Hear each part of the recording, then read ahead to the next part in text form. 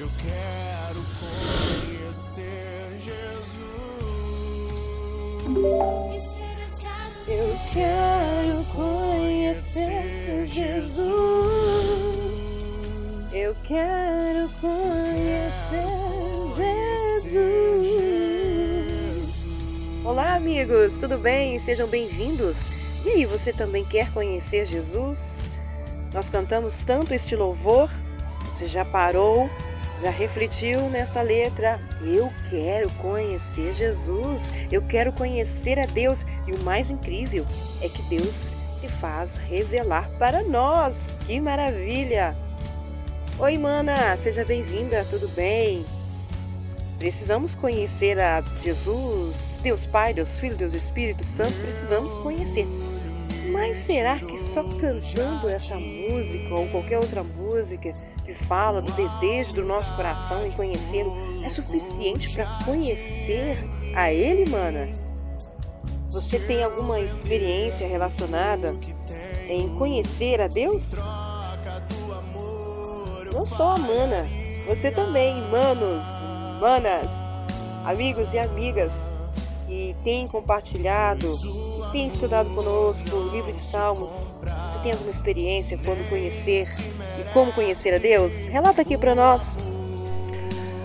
Que bom que vocês estão acompanhando essa maravilhosa jornada, essa maratona. São 76 salmos até hoje.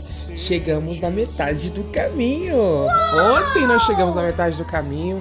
E é maravilhoso o que Deus tem feito na nossa vida. E se você pensar um pouquinho só, o que nós temos feito nos últimos dias é conhecido Senhor, conhecido Jesus, conhecido o nosso Pai, conhecido o Espírito Santo que tem trabalhado no nosso coração, que tem feito essa obra maravilhosa. Sim, eu tenho um monte de histórias, espero que você também tenha muitas histórias.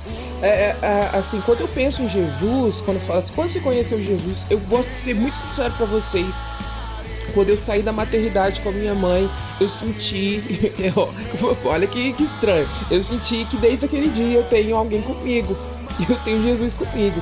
E Jesus é tudo que eu tenho. Ele é meu amigo, ele é meu tesouro, ele é meu companheiro, ele é o amor da minha vida. E eu sinto que ele está comigo. Agora, claro que esse relacionamento foi sendo desenvolvido, mas a sensação, a descrição é que ele sempre esteve comigo, sempre de mão dada, sempre juntinho comigo, sempre me ajudando nos momentos difíceis. Ele trouxe um sentido para minha vida, para minha existência. Agora eu tenho histórias com o Papai do Céu, tenho histórias com o noivo Jesus, assim, outras coisas profundas que eu teria muitas coisas para contar, daria um livro. Mas o fato é que nosso coração sempre deve ser movido por querer conhecer Jesus. E nós podemos conhecê-lo de muitas maneiras, incluindo através dos Salmos. Pois é, Ana, Deus se revela de maneiras diversas. E existe a revelação geral de Deus, aonde todos os seres humanos, raças, tribos e nações conhecem. Está descrito lá no livro de Romanos, capítulo 1. E também lá no Salmos 19. Céus e a terra proclamam a glória de Deus, e o firmamento anuncia as obras das suas mãos. Essa é a revelação geral de Deus. Mas é interessante que aqui no Salmo 76, Deus se revela em meio à batalha. E conhecer a Deus é extremamente importante no momento da batalha, porque, vocês se lembram? Estamos no campo de batalha. Haverá lutas constantes. E o conhecer a Deus fará toda a diferença quando você receber uma péssima notícia. Fará tanta diferença o conhecer a Deus no momento da vida como no momento da morte. Conhecer a Deus, o seu Deus, quando você recebe uma péssima notícia, por exemplo, da morte de um filho, de um cônjuge, ou de alguém que você ama, ou receber o diagnóstico de um médico desesperador. Conhecer a Deus faz toda a diferença nestes momentos, porque foi na batalha em que o povo de Israel, o povo de Judá, como Asaf descreve aqui no Salmo 76, conheceu uma das características de Deus. Então Deus se revela em meio à batalha e revela características de quem Ele é, do seu caráter, da sua pessoa. Então Ele se faz conhecido na batalha. Nós então precisamos entender alguns aspectos de Deus, sobre quem Ele é. E nós, e eu e você, só vamos conhecê-lo quando estivermos lá no olho do furacão do sofrimento. Quando estivermos naqueles momentos mais difíceis. Sim, é lá que Deus vai se revelar também para você. O Deus que luta por nós, Ele se faz conhecido em meio à batalha. Em meio à enfermidade, em meio à falência, em meio à perseguição, em meio à dor, em meio à perda, em meio à fome, enfim, Deus se faz revelar em meio à batalha, em meio ao sofrimento. E por que Asaf começa o capítulo 76 dizendo: Conhecido é Deus em Judá, grande é o seu nome em Israel. E em Salém, que é Jerusalém, está o seu tabernáculo e a sua morada em Sião. Aqui quebrou as flechas do arco, o escudo, a espada e a guerra. Sela. Tu és mais ilustre e glorioso do que os montes de presa. Os que são ousados de coração foram despojados. Dormiram o seu sono e nenhum dos homens de força achou nas suas próprias mãos. Qual é o contexto que Asaf aqui está relatando neste capítulo? Bom, é bem provável que seja no momento de julgamento de Deus sobre o exército da Síria.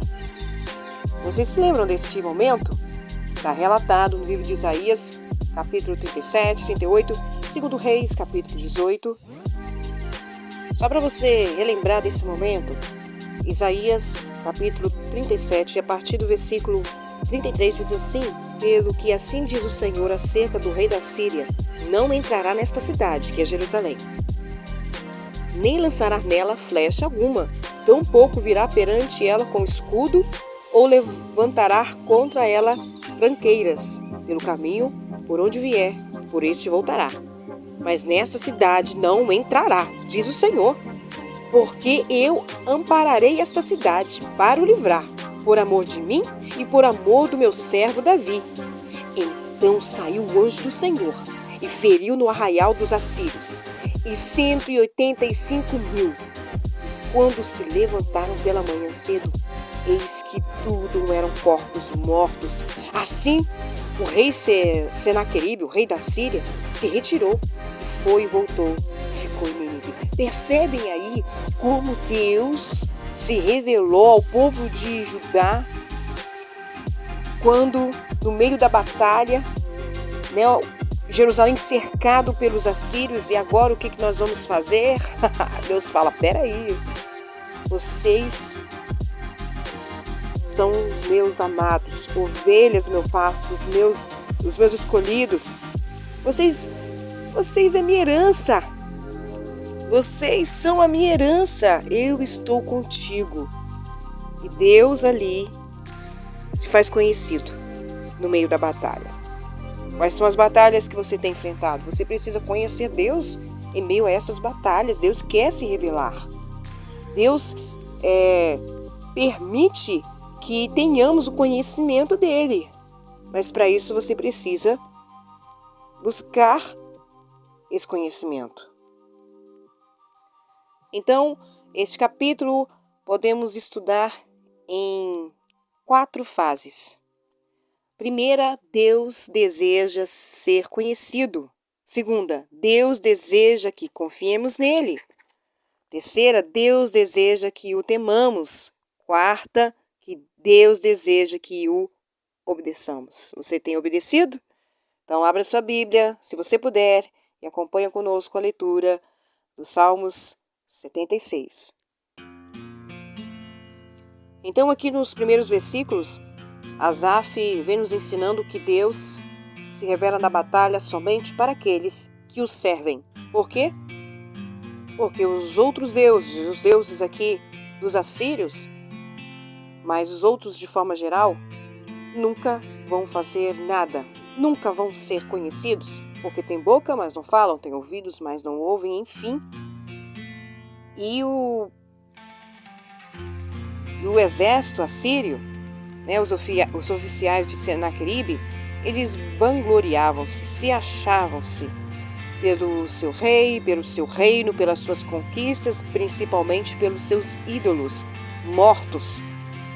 Olha, esses ídolos não eram páreo para o verdadeiro Deus vivo de Israel. O que eles estavam achando, gente? Eles estão mexendo com Deus vivo.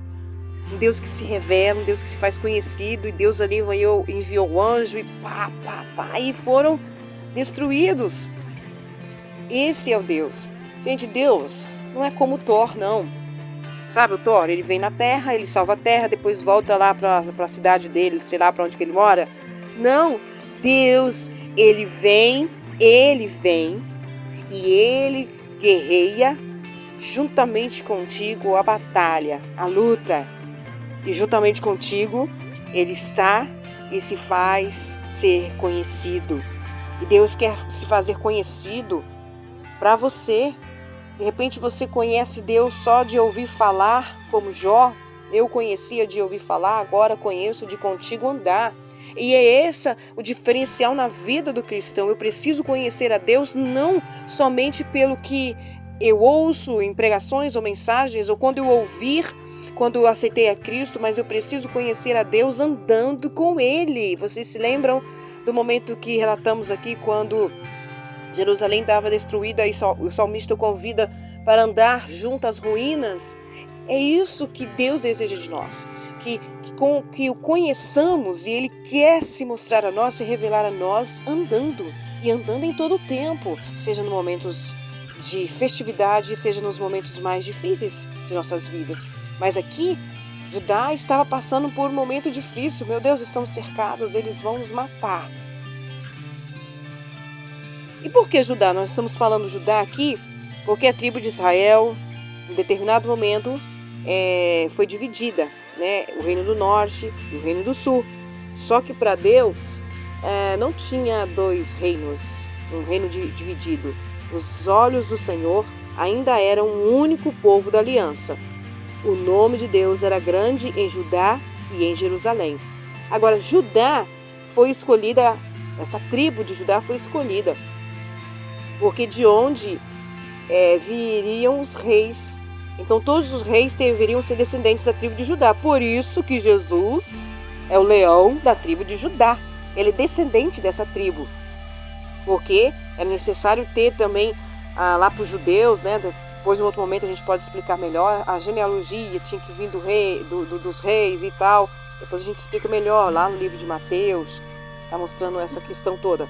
Enfim, Judá era esse povo escolhido, essa tribo escolhida, de onde saíam os reis, e Deus ali trouxe o livramento. E é interessante que o povo, o exército assírio, foi extremamente envergonhado, a nação toda foi extremamente envergonhado, porque o anjo do Senhor veio, matou 185 mil soldados, eles se vangloriavam por causa dos seus ídolos, por causa dos seus deuses, só que todos os equipamentos de guerra que deixaram para trás serviram apenas de monumento silencioso ao poder do Deus de Israel. Ficou tudo ali no chão, só para mostrar o quanto o Deus de Israel é o Deus que salva. A salvação vem dos judeus, está escrito lá no livro de João, capítulo 4, versículo 22. E se desejamos conhecer o verdadeiro Deus vivo, temos que ler a Bíblia. E lendo a Bíblia, eu tenho experiência com Ele, conheço a Ele quando Ele me revela, e eu tenho mais e mais experiências com o Senhor. Quais são as experiências que você tem contigo? O que você tem com o Senhor, aliás? Quais são as experiências? Eu vou entrar no meu quarto, eu vou orar, eu vou ler a Bíblia. Sim, Deus vai se revelar, Deus vai trazer algo abençoador para a sua vida nesses momentos de devocionais, mas Deus quer se fazer conhecido, que Ele quer se revelar de tantas outras maneiras para a sua vida, como escrito aqui no Salmo 76. Ele também quer se fazer conhecido nas suas batalhas. No segundo ponto, nós entendemos que Deus deseja que confiemos nele, dos versículos 4 ao versículo 6. Olha só, quando nós lemos o relato, depois você pode ler todo o relato da invasão da Síria, de Judá, Você pode ler em 2 Reis, em Isaías, como eu já li, mas é um texto muito extenso, então você precisa fazer essa leitura para você entender quando o rei Ezequias foi orar e buscar o Senhor, e enfim, Deus trouxe o livramento. Nós vemos ali a situação muito difícil do rei Ezequias, e a sua fé precisava estar firme e confiante no Senhor, que Ele daria a vitória. E nós precisamos adquirir esta fé, né, confiando que o Senhor vai agir. E olha o que Deus fez. Os soldados estavam dormindo. De repente, o anjo do Senhor chegou ali, matou todo mundo. E os oficiais de Senaqueribe ali estavam certamente se vangloriando, querendo entrar em Jerusalém e roubar e saquear. Foi o contrário. E assim, o leão assírio foi derrotado pelo leão da tribo de Judá. Você pode dar um glória a Deus aí, irmão? Amém! Mas você sabe por que isso aconteceu? Porque o rei Ezequias, o profeta Isaías e os anciões de Judá em Jerusalém deram ouvidos à palavra de Deus e depositaram a sua fé no Senhor. Então, peraí. Existe um princípio, um caminho que eu preciso seguir, que você precisa seguir. Dar ouvidos à palavra de Deus. Quantas vezes nós ouvimos a palavra? Quantas vezes nós ouvimos estudos, ouvimos pregações, ouvimos conselhos, pessoas chegando até nós e falando, não, a palavra de Deus diz assim, assim, e nós simplesmente ignoramos, rejeitamos aquela palavra. E se rejeitamos, rejeitamos também o conhecer de Deus em meio a batalhas, em meio ao sofrimento. Então precisamos, como o profeta Isaías, como o rei Ezequias, como os anciões, como o povo ali de Jerusalém, de Judá, ouvir a palavra do Senhor para confiar que Ele está agindo. No tempo dele, Deus está agindo. No terceiro ponto, Asaf vem nos ensinando que precisamos temer ao Senhor. Deus deseja que o temamos. A partir do versículo 7. Aliás, o temor do Senhor é um dos temas principais deste salmo e também de tantos outros, né? Temer ao Senhor. E este temer ao Senhor significa reverência, respeito, veneração que nós precisamos dar somente ao único Deus. E quantas pessoas zombam de Deus, pessoas cristãs, por exemplo, fazendo memes, fazendo postagens em TikTok, zombando de músicas gospel, ou de palavras, ou de pregadores, ou de profetas. Isso é falta de temor de Deus. Quando você pega qualquer contexto que está relacionado com Deus e faz memes, faz brincadeiras, isso é pecado. Essa geração precisa estar atento ao que é temer a Deus. Pegam músicas, fazem gestos e colocam lá para serem curtidos. Gente, isso é falta de temor. O escritor A.W. Tozer diz assim: ninguém que primeiro não tenha conhecido o temor de Deus pode conhecer a verdadeira graça de Deus. Então, se não temos temor, não podemos conhecer esta graça de Deus. O temor, lá no livro de Provérbios, também vem trabalhar muito sobre o temer a Deus. Faz a diferença na vida do cristão com relação em conhecer a Deus e a sua graça. Muitos não estão vivendo a graça de Deus, as maravilhas de Deus, ou os milagres, porque não têm temido ao Senhor. Versículo 7 diz assim: Tu és terrível ou temível, e quem subsistirá à tua vista? Se te irareis, desde os céus fizeste ouvir o teu juízo, a terra tremeu e se aquietou. Quando Deus se levantou para julgar, para livrar a todos os mansos da terra. Sela. O Senhor, ele havia sido longânimo para com os oficiais de Senaqueribe, enquanto o que eles faziam? Blasfemavam contra o nome do Senhor e ameaçavam o seu povo. Mas então Deus revelou a sua ira e acabou com o cerco antes que começasse de fato. Então, esta pergunta feita aqui no versículo 7 também aparece no Salmo 130, versículo 3, em Apocalipse 6,17 e é respondido em Esdras 9,15. Olha que interessante. Regozijemo-nos com o fato de que Deus é amor. 1 João 4,8. Mas devemos nos lembrar que Deus é o nosso Deus também, fogo e consumidor. Hebreus 12:29. Esse é o nosso Deus, Deus de amor, de fogo consumidor. Deus que faz justiça. Lembrando que o Deus que servimos não é um Deus vingativo, não. É um Deus que faz justiça. Não conforme a justiça que temos humana, mas é uma justiça divina totalmente diferente daquilo que nós pensamos ou sentimos humanamente. Então, do seu trono, o Senhor anunciou, o julgamento chegou. Não podia haver apelo, pois não há corte superior a Deus, a seu julgamento. Cala os reis, está escrito em Romanos 3,19. Tremeu a terra e se aquietou, versículo 8 que acabamos de ler. E de acordo com o versículo 9 e o 10, os julgamentos de Deus cumprem pelo menos 3 propósitos. Quais são os propósitos quando Deus traz o julgamento sobre a terra ou sobre os inimigos que se levantam contra o povo de Deus ou contra o servo de Deus? Primeiro, glorificar a Deus ao revelar sua justiça e santidade. Castigam os perversos por sua maldade e trazem salvação àqueles que confiam no Senhor. E o próximo ponto aqui do Salmo 76, Deus deseja que obedeçamos ao Senhor.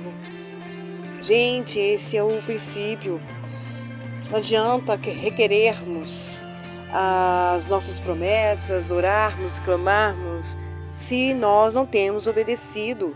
Se não obedecemos, nós andamos por veredas erradas, tomamos decisões incertas, a falta de fé preenche a nossa alma, ficamos inseguros por falta de obediência a Deus. E aqui Asaf chama a atenção do povo no versículo 11. Fazei votos e pagai ao Senhor, vosso Deus.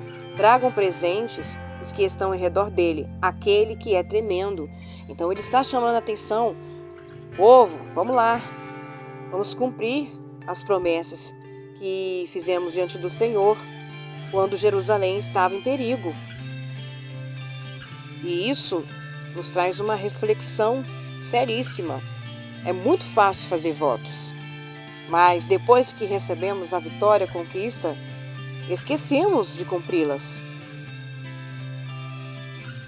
Seja um voto em espécie, um voto em serviço, um voto de oferta, um voto de louvor.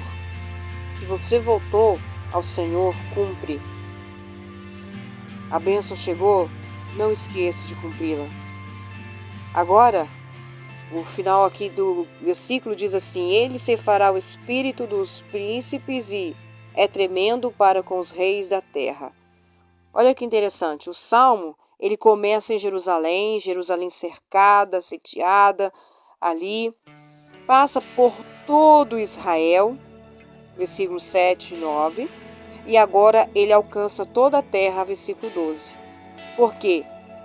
Porque um dia todos os governantes da terra se curvarão diante do Senhor Jesus Cristo e a adorarão como Rei dos Reis e Senhor dos Senhores. Apocalipse 19, versículo 11 e 16.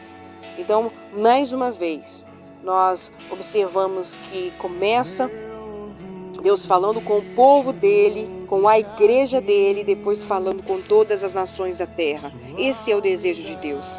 Que a terra venha conhecer ao Senhor, que as nações possam conhecer o poder de Deus, conhecer o caráter do Deus vivo, que os deuses espalhados pelas nações da terra possam cair e o nome do Senhor ser elevado acima de todos esses deuses, que todos venham conhecer de fato quem era o Senhor da batalha, e que hoje você possa conhecer quem é o seu Deus, o Deus da batalha, o Deus que contigo está.